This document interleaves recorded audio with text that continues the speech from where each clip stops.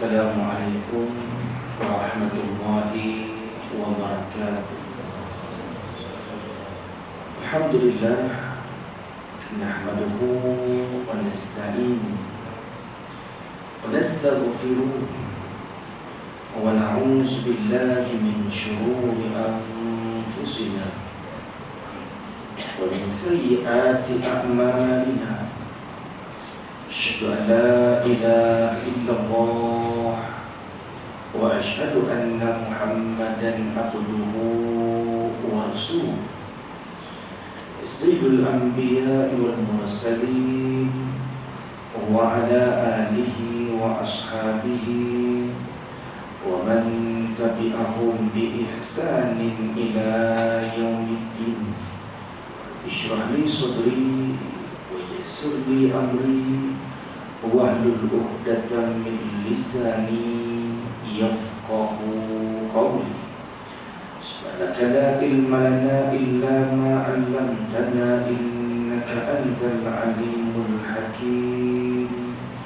Wa la hawla wa la quwwata illa billahil aliyyil azim. Qala mu'allifu rahimahullahu ta'ala wa nafa'ana bi barakati ulumihi fid darain amin. Babul muhabbati, bermula ini bab menyatakan mahabbah, kasih sayang.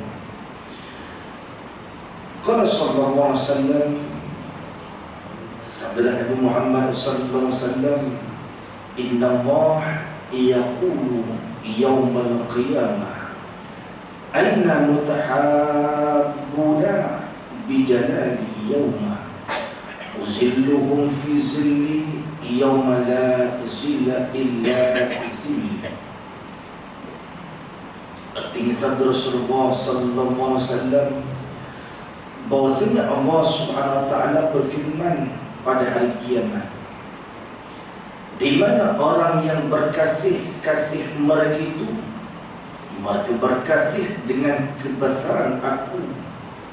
Pada hari ini firman Allah, aku naungkan mereka orang yang mahabbah, yang ada sifat kasih sayang. Firman Allah, aku naungkan mereka itu di dalam naunganku pada hari yang tiada naung melainkan naungan aku. Sebagai syahid, sebagai dalil dibuatkan tajuk babul mahabbah. Tuan pengarang buatkan tu hadis dari Rasulullah sallallahu alaihi wasallam, orang yang berkasih kasih kerana Allah nanti di hari kiamat yang tidak ada naungan pada hari kiamat melainkan naungan arasy Allah SWT. Orang yang berkasih sifatnya mahabbah duduk di bawah naungan arasy Allah SWT. Cerita daripada Abi Hurairah radhiyallahu anhu, namanya Abdul Rahman, tapi tak masyhur, dia masyhur dengan nama gelaran Abu Hurairah. Dia nama sebenarnya Abdul Rahman. Diambilkan daripada Muhammad sallallahu alaihi wasallam bahwasanya seorang laki-laki ziarah ia akan seorang laki-laki pada satu dusun, satu kampung yang lain. Ada seorang sahabat laki-laki berjalan nak ziarah, datang bertemu dengan sahabat di kampung yang lain. Maka Allah utuskan seorang malaikat untuk mengintai perjalanan. Turunlah malaikat menyerupai manusia seorang laki-laki.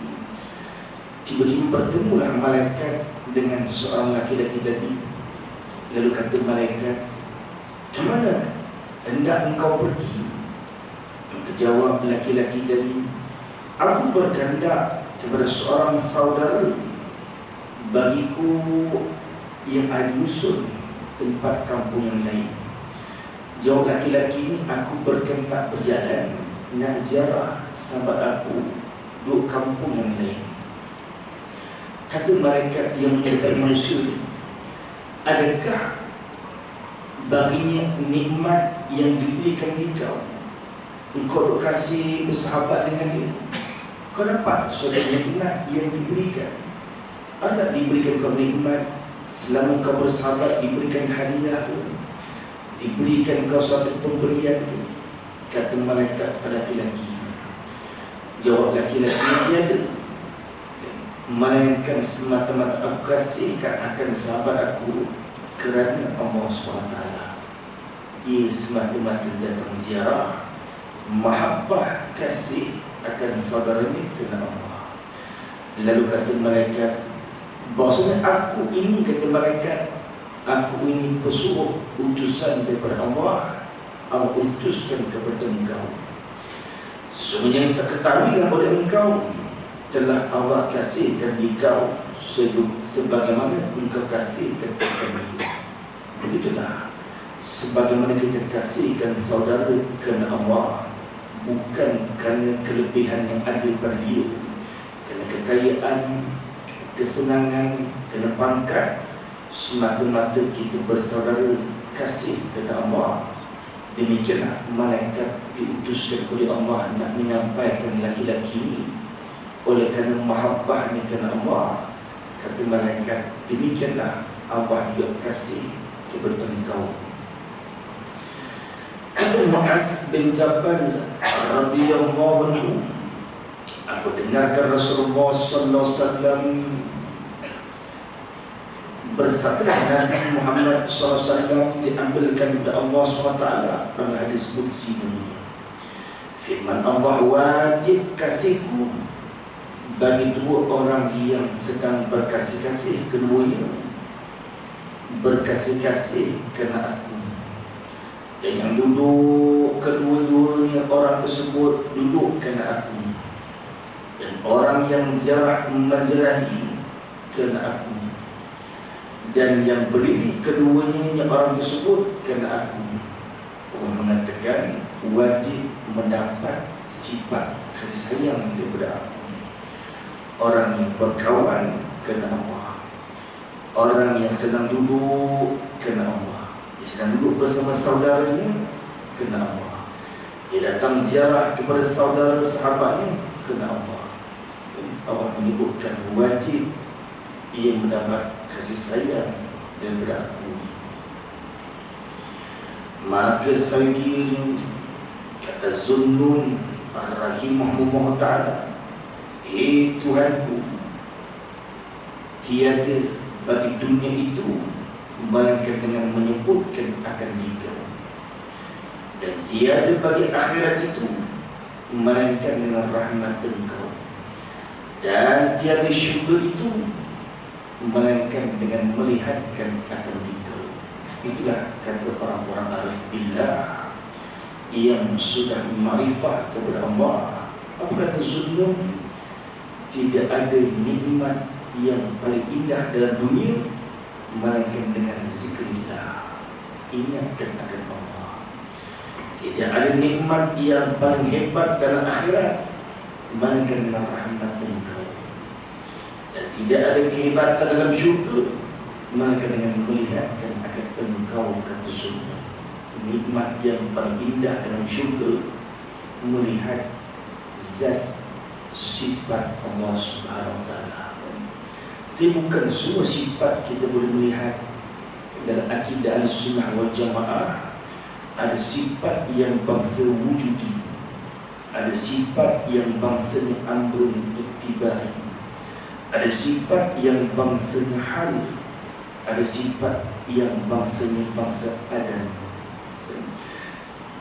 Dalam ilmu tauhid disebutkan sifat itu sifat ma'ani. Kita mengaji ilmu tasawuf, tukar istilah sifat yang sama, tapi tidak disebutkan dalam tasawuf sifat ma'ani. Dalam tasawuf disebutkan sifat jamal. Biasa kita mendengar sifat jamal, sifat jalal, sifat kecantikan Allah, sifat jalal, sifat kebesaran Allah. Dalam tauhid kita mengaji bidang tauhid, dia akan sebutkan sifat ma'ani, qudrah, iradah, ilmun, hayat, sama, basar, kalam. Dia kata mengaji ilmu tasawuf, ditukar istilah sifat itu namanya sifat jamal, ya. Sifat kecantikan, keelokan Allah Subhanahu Wa Taala. Ya. Sifat ma'ni ini sifat yang bangsa wujudi, mawjud pada kharij, mawjud pada zihin. Boleh dilihat dengan mata bila kaifiyah dengan tidak ada kaifiyah. Itulah nikmat yang sangat-sangat indah, sangat-sangat agung dalam syurga, melihat zat Allah, melihat sifat. Adakah semua sifat kita melihat? Tidak. Sifat yang bangsa wujudi saja. Sifat kudrah dapat dilihat kerana ia mawjud pada kharij, mawjud pada zihin, dapat dilihat dengan mata kepala, dapat tasawur, tergambar di akal fikiran, tapi bukan di dunia. Tempatnya nanti dalam syurga. Sifat iradah, berkehendak, dapat dilihat dengan mata kepala. Indah begitu sifat Allah. Disebutkan dalam tasawuf namanya sifat jamal, disebutkan dalam tauhid namanya sifat ma'ani. Berkata Rabi'atul Adawiyah radhiyallahu anha, telah hilanglah segala bintang dan tidurlah segala batu, dan mengkunci segala raja-raja akan pintunya, sedangkan pintu Engkau ya Allah sentiasa terbuka. Barang yang Allah bahagian aku daripada dunia, berikanlah olehmu ya Allah akan segala kafirin. Dan barang yang ada bahagian aku pada syurga, Engkau berikanlah ya Allah akan segala orang yang asyik, orang yang derhaka daripada golongan mukminin. Tiada berkehendak aku, kata Rabi'atul Adawiyah, akan dunia dan akhirat, melainkan semata-mata melihatkan akan Engkau. Berkatalah ia Rabi'atul Adawiyah, Tuhanku, tiada aku daripada mengandung-andung, dan tiada mengandung-andung aku daripada bahawa berkehendak akan Engkau juga, dan tiada berkehendak aku akan man dan salwa.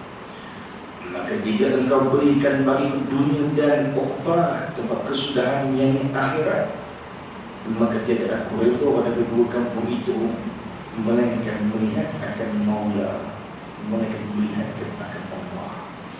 Itulah kata seorang yang arif billah, Rabi'atul Adawiyah, seorang tabi'i sezaman dengan Hasan Al-Basri.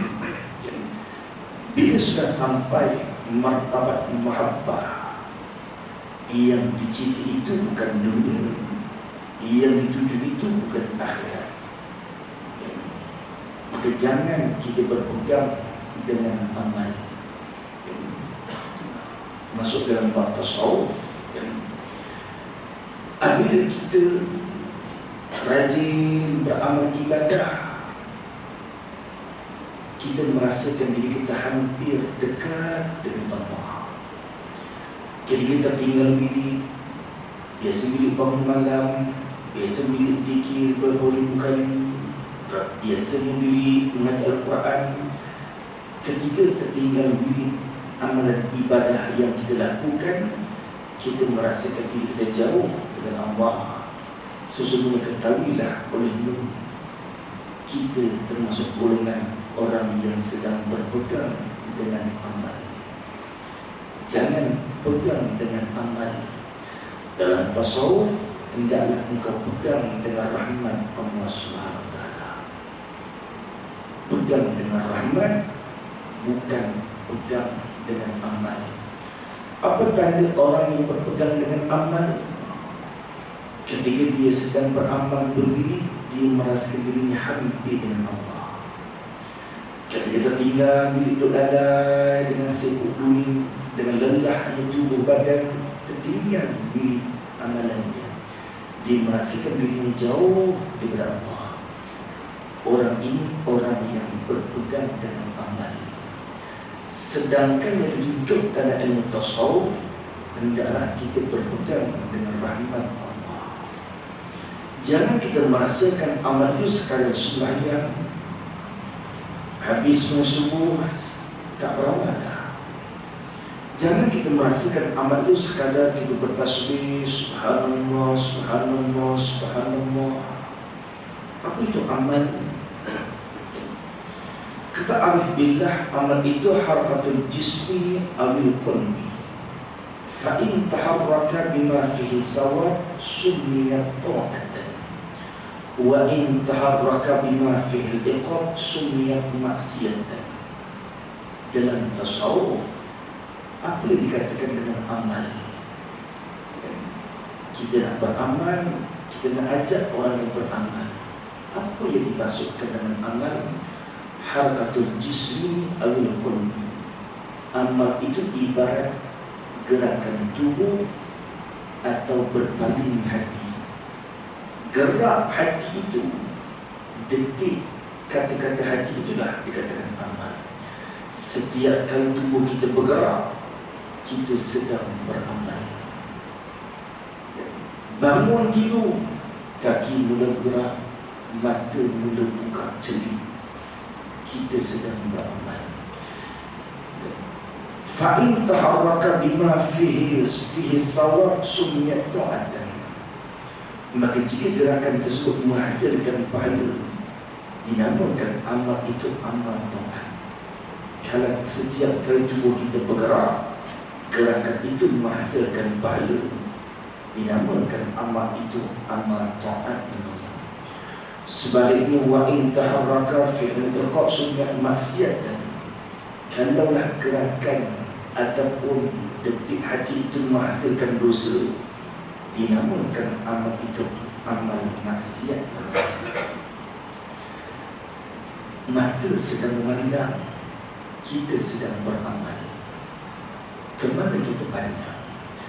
Kalau pandangan itu menghasilkan pahala, maka amal itu amal ta'at.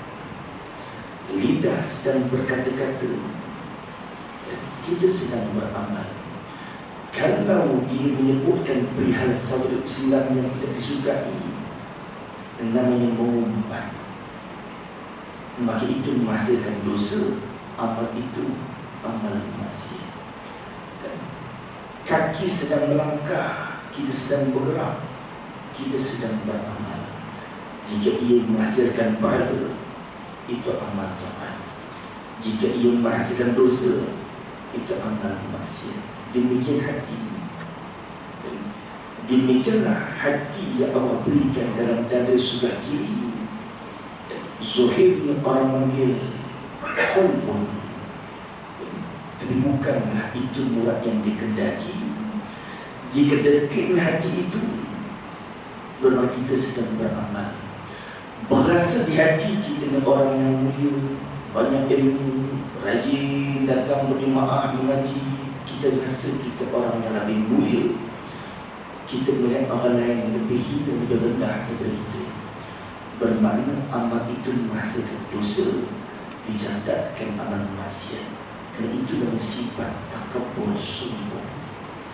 Bila hati mari berasa kita sedang beramal kepada Allah, maka jangan kita merasakan amal itu sekadar sembahyang, sekadar pegang tasbih, itukah ada dikatakan amal? Tidak. Setiap kali kita bergerak, kita sedang beramal. Setiap kali hati mula merasa, kita sedang beramal. Amal itu umumnya dibagikan dua.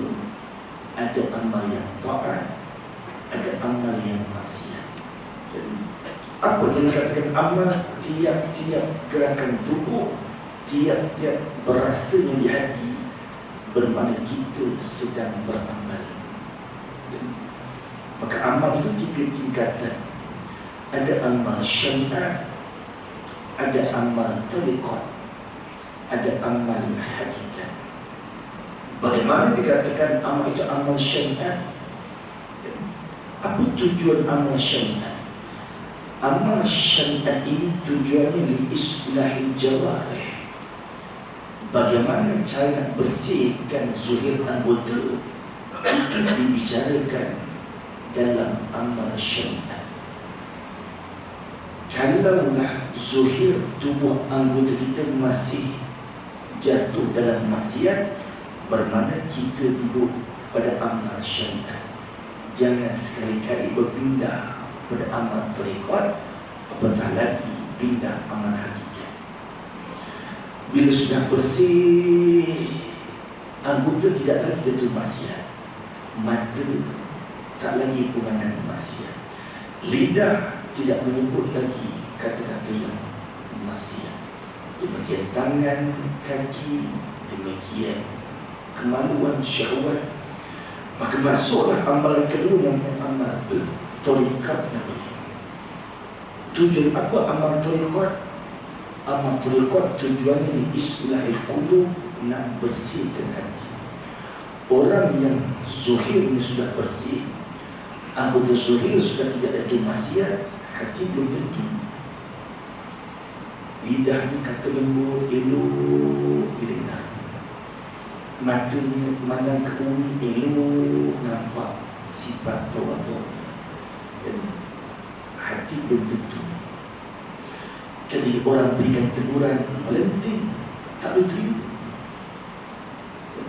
Sedangkan teguran itu ibarat ingatkan kepada kita, seolah-olah kata Imam Al-Ghazali, aku melihat pada diri engkau ada seekor ular yang boleh mudarat, yang boleh membunuh, dia bertegur, tak diterima.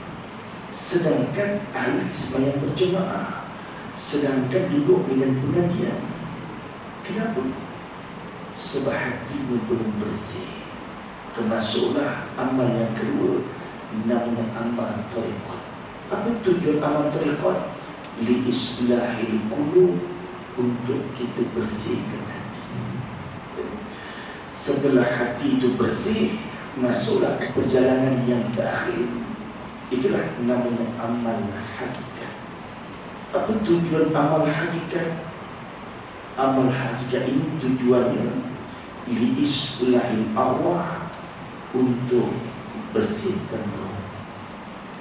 Asal-asal roh itu mengenalkan Allah. Allah bertanya di alam roh, di alam arwah, alastu bi rabbikum, adakah aku Tuhan kamu? Apa yang kita jawab? Qalu bala syahidna, ya Allah, kami bersaksi, ya Allah, engkau Tuhan kami. Tetapi ketika lahir ke bumi, roh dimasukkan dalam sarung dinamakan jasad, tubuh badan, lalu kita terhijab, terbimbing, kita tidak ingat perjanjian, tidak mengenal akan Allah. Bagaimana cara nak angkatkan hijab yang menilingkan seorang hamba dengan Allah? Itu dibicarakan dalam amal hakikat. Cara nak mengangkatkan, cara nak meruntuhkan hijab bimbing kita dengan Allah, itu bicarakan amal hakikat. Sebab tujuan amal hakikat li islahil Allah, nak sucikan roh yang asal suci bersih. Maka diri muhasabahlah diri kita. Ada duduk di makam syariat, atau duduk pada amal tarekat, atau duduk pada amal hakikat. Kalau zuhir masih lagi jatuh maksiat, bermakna amal kita ni amal syariat. Jangan kita langkah perjalanan hati, perjalanan tasawuf, perjalanan cukup panjang, cukup dalam, tipu daya rintangan cukup banyak. Bersihkan zuhir terlebih dahulu, barulah masuk bersihkan hati, barulah kita masuk fasa yang terakhir, perjalanan yang terakhir, bersihkan roh. Itulah kata-kata arif billah seperti Zunnun, seperti Rabiatul Adawiyah, sanggup diberikan nikmat syukurnya kepada orang mukmin yang derhaka. Sebab itu bukan kehendak tujuan ia hidup. Sanggup ia beramal bukan hendakkan dunia, ia beramal bukan hendakkan akhirat. Semata-mata hendak melihat zat, wajah, Allah Subhanahu wa Ta'ala. Itulah orang panggil dalam mahabbah ini disebutkan, dihikayatkan bagaimana seorang Anbiya namanya Nabi Ilyas alaihissalam. Satu ketika Nabi Ilyas alaihissalam sedang duduk satu hari, tiba datang Malakul Maut hendak ambilkan nyawanya. Sedang Nabi Ilyas duduk berzikir berdiri, datanglah Malakul Maut Israel. Apa tujuan datang Israel? Hendak mencabutkan nyawa Nabi Ilyas. Terkejut Nabi Ilyas, sangat terkejut. Israel datang, tujuan ambil nyawa. Beranjak terkejut Nabi Ilyas. Lalu menangis Nabi Ilyas alaihissalam. Bila terkejut sudah sampai saat kematian, menangis Nabi Ilyas. Allah SWT mewahyukan kepada Israel maka mau kau tanyakan Ilyas, kau tanyakan hamba-Ku Nabi Ilyas alaihissalam, kenapa bila sampai ajal maut dia terkejut? Kenapa bila sampai ajal maut dia menangis? Apa yang ditakutkan? Apa yang ditakutkan dengan kematian ini? Lalu tanyalah malaikat maut Israel alaihissalam, wahai Ilyas, apa yang membuatkan kau terkejut? Apa yang membuatkan kau menangis? Kata Nabi Ilyas alaihissalam, aku takut luput daripada zikrillah. Aku takut ketika aku mati dan tak boleh nak zikir ingatkan kepada Allah. Zakara yazkuru, zikir terbenar dua. Yang pertama sebut, yang di lidah. Yang kedua ingat, yang di hati. Kata Nabi Ilyas, bukan aku takutkan kematian dia. Aku menangis bukan aku bersedih, sebab aku menangis kerana tiba saatnya aku tidak dapat lagi berzikir kepada Allah. Sebab aku terkejut, aku menangis, kata Nabi Ilyas alaihissalam. Dia turun wahyu kepada malaikat Israel, kepada malaikat maut, kau tinggalkanlah hamba-Ku. Oleh kerana hamba-Ku dia bukan tidak berpersediaan, bukan takut mati sebab tak beramal, tidak.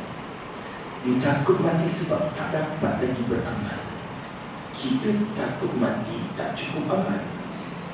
Nabi Ilyas terkejut akan kematian, takutnya sebab tak dapat lagi nak beramal. Maka Allah wahyukan kepada Nabi Ilyas, wahyukan kepada Israel, maka mau kau tinggalkan hamba-Ku. Jangan kau cabutkan nyawa hamba-Ku ni sampailah di hujung dunia. Kerana itulah Nabi Ilyas sampai ke hari ini masih hidup lagi. Nabi Ilyas di hutan, Nabi Khidir di laut. Dua Nabi yang masih hidup, dua Nabi yang masih hidup di langit, dua Nabi yang masih hidup di bumi. Nabi Ilyas dan Khidir itu di bumi. Di langit Nabi Idris dan Nabi Isa alaihi wassalam. Kata Nabi Ilyas, sebab aku takut tak dapat berzikir. Dalam setiap saat tidak pernah lengah zikrillah. Adalah setinggi-tinggi martabat, semulia-mulia amalan.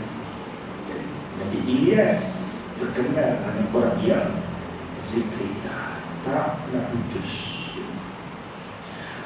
Bermula asal mahabbah itu mengikutkan akal Rasul. Jikalau tidak mengikutkan Rasul, alam mahabbah itu dusta. Mana asal mahabbah? Mahabbah itu asal ikut ke Rasul.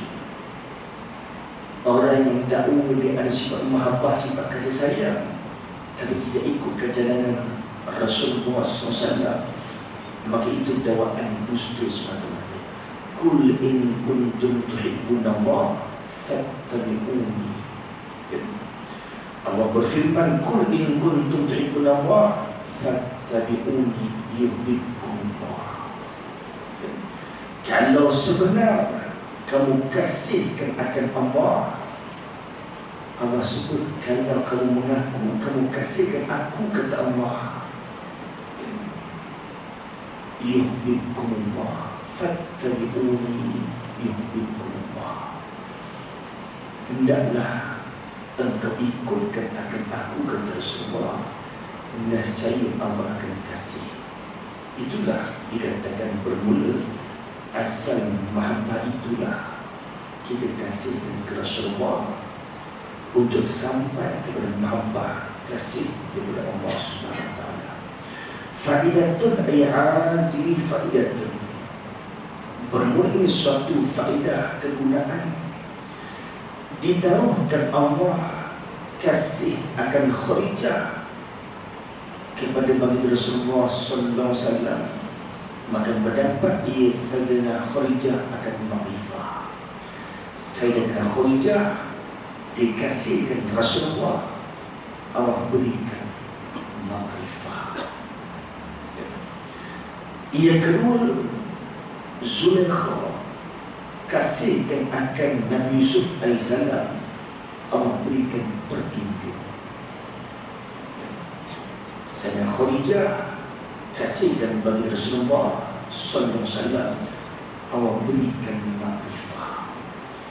Zulaikha kasihkan Nabi Yusuf, Allah berikan petunjuk. Balqis kasihkan Nabi Sulaiman, Allah berikan Islam. Sebab itulah dikatakan asal mahabbah jangan tinggal. Berpunca asal mahabbah itu kasihkan akan Rasul. Orang yang kasihkan Rasul, Allah berikan mahabbah.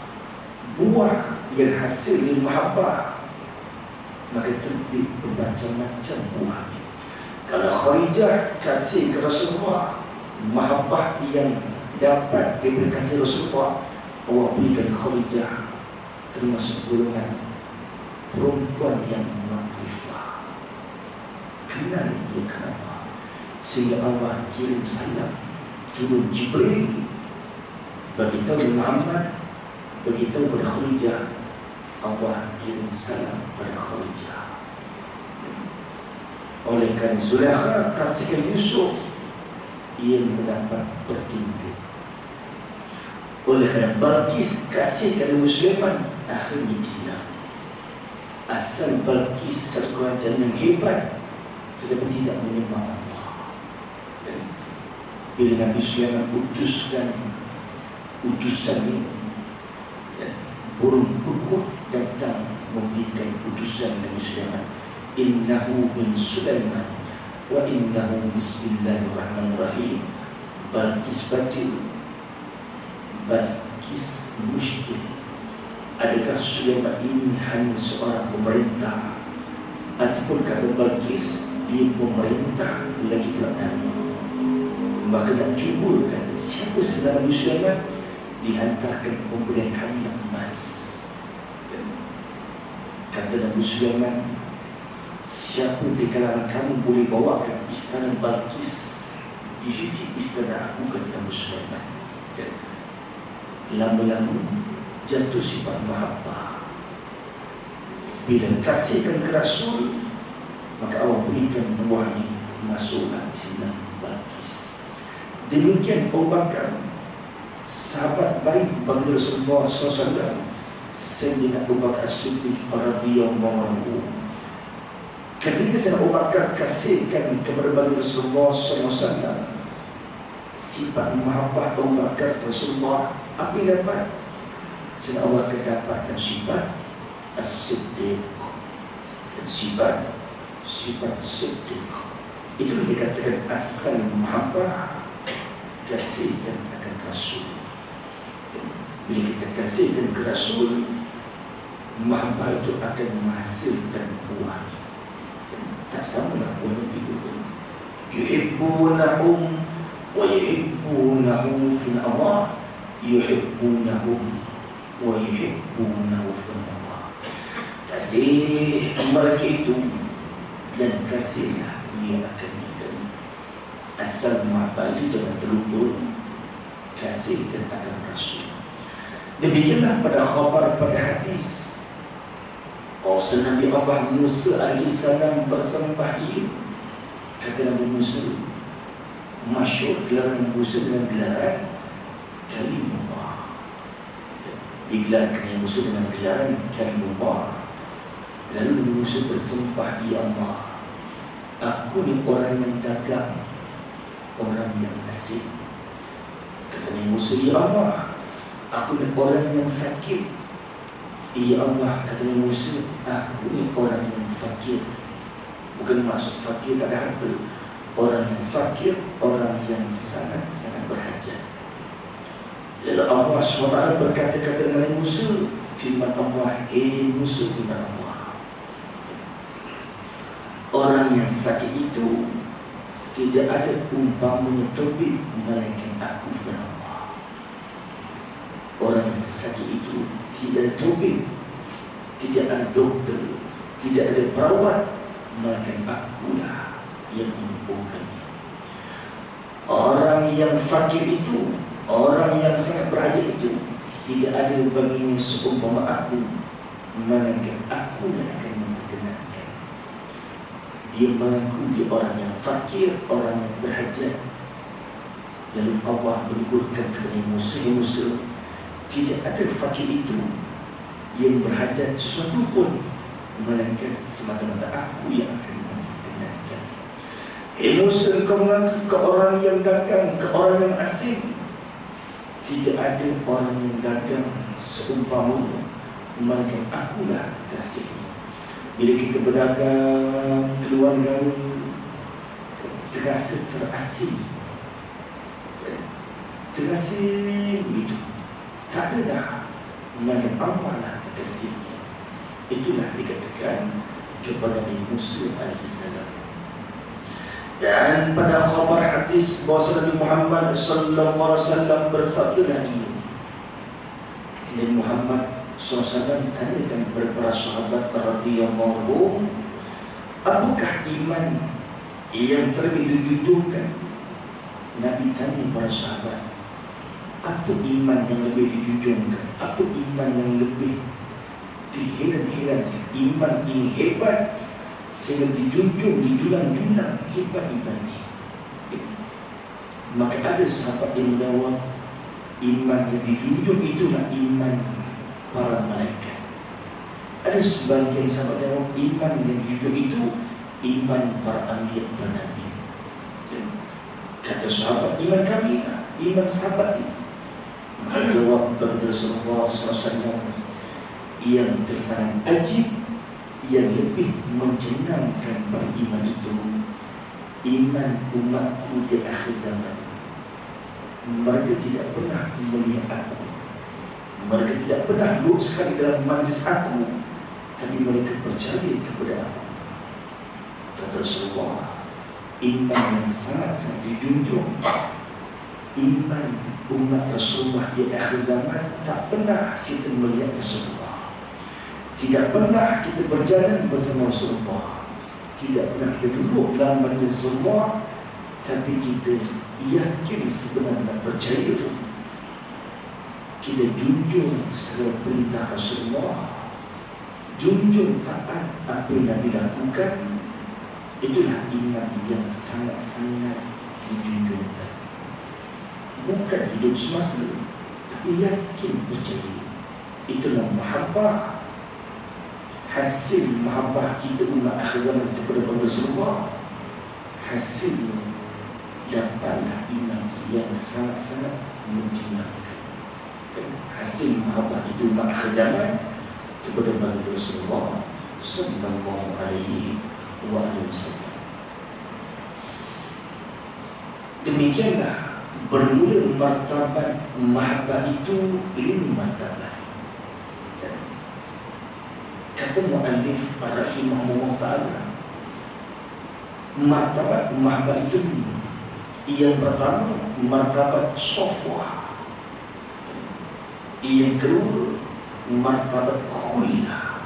Sofwa ini pilihan, khullah itu sahabat. Yang ketiga, martabat qurba, hadir. Yang keempat, martabat nikmat, suatu anugerah kurniaan Allah. Yang kelima, itulah sebenar-benar martabat mahabbah. 5 tingkatan mahabbah. Tingkatan mahabbah yang pertama, martabat sofwa. Inna Allah astafa Adam wa Nuhan. Allah menyebutkan dalam Quran, Inna Allah astafa Adam. Inna Allah, sesungguhnya Allah, istafa Adam, Allah pilihkan di kalangan banyak-banyak manusia, di kalangan banyak-banyak para anbiya, Allah pilihkan Nabi Adam. Maka Adam itu duduk pada martabat Mustafa. Sebanyak-banyak makhluk, sebanyak-banyak para anbiya, Allah jadikan Adam itu Adam. Allah jadikan lembaga itu namanya Adam. Dipilihkan 7 jenis tanah, diadunkan berbagai air. Jadilah Nabi Adam itu pilihan Allah.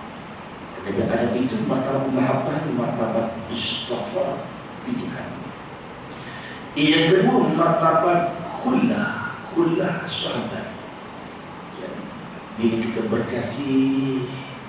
berkasih, rapat, orang panggil kawan karib dan kawan baik ataupun sahabat, Arab panggil khullah. Martabat ini martabat khullah. Gelaran itu gelaran khulil. Siapa yang Allah gelarkan khulil? Tidak lain Nabi Ibrahim alaihissalam. Wattakhazallahu Ibrahim khalila. Allah menyebutkan Quran, wattakhazallahu Ibrahim khalila. Kami jadikan akan Nabi Ibrahim ini khalil, sahabat. Nabi Ibrahim bersahabat dengan Allah. Oleh kerana kasihnya Nabi Ibrahim dengan Allah, dikatakan sifat mahabbah Nabi Ibrahim kepada Allah, sehingga Allah jadikan Nabi Ibrahim itu sebagai sahabat. Dia berdua ke mana Nabi Ibrahim pergi, situ ada Allah. Inna Muhammadan. Maka martabat Nabi Ibrahim dalam martabat mahabbah, Allah jadikan Nabi Ibrahim itu sifatnya martabat yang khullah, dijadikan gelaran khulil, khulillah. Martabat yang ketiga, martabat qurba. Martabat qurba ini Allah qurban hampir. Apa itu qurba? Hampir. Oleh kerana dia mahabbah kepada Allah, disebabkan kasih mahabbahnya seorang Nabi kepada Allah, Allah berikan buah sifat qurba, sangat-sangat hampir. Kepada siapa orang yang hidup martabat qurba? Nabi Musa alaihissalam. Dan digelarkan dengan kalimah, sebab hampir boleh berkata-kata tanpa perangan pada malaikat. Direct, terus menajat Nabi Musa dengan Allah. Wa qarrabnahu najiyya. Allah firman, wa qarrabnahu najiyya. Hampirnya kami akan Musa najiyya, kami lepaskan, tak ada perantaraan. Nabi Musa nak mengaku, cakap terus dengan Allah. Hampir Nabi Musa dengan Allah. Oleh kerana mahabbah, kasih Nabi Musa dengan Allah, Allah berikan martabat qurba. Martabat mahabbah yang keempat, martabat nikmat. Kepada siapa Allah berikan martabat nikmat hasil sifat mahabbah? Uzkuru ni'mati alaika. Rasul Al-Quran, uzkuru ni'mati alaika. Sebutlah oleh engkau, hei Isa, akan segala nikmat-nikmat aku kasih engkau. Maka martabat mahabbah yang kedua itu martabat nikmat Allah berikan kepada Nabi Isa AS. Zuhid dunia, Nabi yang paling susah, Nabi yang paling miskin. Siapa? Nabi Isa AS. Apa yang harta ada daripada Nabi Isa? Hanya selai jubah, hanya satu pengikat sikat, dan hanya satu kendi jari. Itu harta Nabi Isa. Rumah pun tak ada. 3 harta Nabi Isa: selai jubah, sisir sikat, satu kendi jari. Nabi Isa berjalan ke sungai nak minum. Dia tengok ada seorang umat dia ambilkan air cedok pada tangan. Kata Nabi Isa, ada orang yang susah pada aku berikan kendi jari. Tinggal 2 harta Nabi Isa. Berjalan Nabi Isa tengok umat dia usapkan tengok dengan tangan. Kata Nabi Isa, beruntung aku sikat janggut dengan penyisir dengan sikat. Ada umat aku dikemaskan janggut dengan tangan, Nabi Isa berikan sikat. Tidaklah harta Nabi Isa hanya selai jubah. Tapi tak pernah Nabi Isa mengadu susah dengan Allah. Syukur Nabi Isa menyimpan Allah yang tak terkata. Maka Allah angkatkan mahabbah, kasih sayang Nabi Isa kepada Allah, diberikan martabat nikmat. Uzkuru nikmati alaika. Maka martabat yang kelima, itulah sebenar-benar dikatakan martabat mahabbah. Kepada siapa? Orang yang paling kasih kepada Allah, orang yang paling tinggi martabatnya. Itulah junjungan besar bagi Rasulullah sallallahu alaihi wasallam. Sehingga menyebutkan, Kul in kuntum tuhibbunallah. Katakanlah beliau, ya Muhammad, jika sebenar engkau kasih ke Allah, beritahulah engkau, fattabi'uni yuhibbukumullah. Sampaikan kepada kita umat Rasulullah, kalau kita mengaku kita kasih kepada Allah, fattabi'uni kata Rasulullah, engkau ikutkan aku kata Rasulullah. Bila kita ikut ke Rasul, kasih ke Allah, ikut ke Rasul, apa yang kita dapat? Yuhibbukumullah. Nasib Allah kasihkan kita. Allah berikan iman yang sangat-sangat berjumlah, heran, tercengang-cengang. Itulah ilmu martabat mahabbah. Yang pertama, martabat istighfar. Yang kedua, martabat khullah. Yang ketiga, martabat qurba. Yang keempat, martabat nikmah. Yang kelima itulah sebenar-benar mahabbah. Yang pertama, martabat istighfar, Allah berikan Nabi Adam. Yang kedua, martabat khullah, Allah berikan Nabi Ibrahim. Yang ketiga, martabat qurba, Allah berikan Nabi Musa. Yang keempat, martabat nikmah, Allah berikan Nabi Isa. Yang kelima, martabat yang sebenar mahabbah, diberikan kepada besar Nabi Muhammad sallallahu alaihi wasallam. Kemudian kata mu'allif, bermula makhluk itu 7 bagai. Tentu Allah subhanahu wa ta'ala yang bismillahirrahmanirrahim. Allahumma faqqihna fid-din wa 'allimna ta'wila wa afdal hikmatika futuhan 'arifin wanshurna bi rahmatika ya arhamar rahimin. Sallallahu alaihi Muhammad wa ala alihi wa sahbihi wa sallam. Walhamdulillah.